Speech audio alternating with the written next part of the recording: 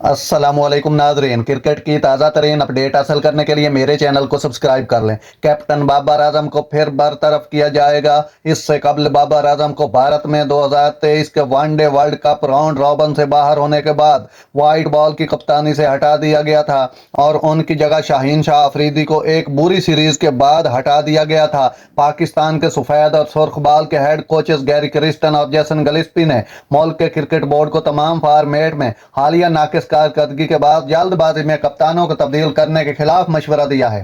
بابر اعظم کو بھارت میں 2023 کے one day world cup round robin سے باہر ہونے کے بعد وائٹ بال کی کپتانی سے ہٹا دیا گیا تھا اور ان کی جگہ شاہین شاہ آفریدی کو ایک خراب سیریز کے بعد ہٹا دیا گیا تھا۔ اسی طرح ٹیسٹ میں بھی بابر کے مستعفی ہونے کے بعد شان مسعود کو کپتان بنایا گیا تھا، لیکن بنگلہ دیش سے ٹیسٹ سیریز میں 2-0 سے شکست کے بعد انہیں فوری طور پر ہٹانے کے مطالبات کیے جا رہے ہیں۔ پی سی بی کے چیئرمین محسن نقوی نے کپتانی کا فیصلہ 2 کوچز اور سلیکٹر پر چھوڑ دیا ہے۔ کرسٹن اور گلیسپی بہت واضح ہیں کہ شان اور بابر دونوں کو ان کا قائدانہ صلاحیتوں کو پرکھنے سے پہلے ایک مناسب رن دینے کی ضرورت ہے۔ ذرائع نے مزید کہا، انہوں نے کہا کہ دونوں کوچز کپتانی میں تسلسل چاہتے ہیں اور یہ بات انہوں نے واضح طور پر بورڈ تک پہنچا دی ہے۔ ناظرین، ایسی بر وقت خبریں سننے کے لیے میرے چینل کو سبسکرائب کر لیں۔ اللہ حافظ۔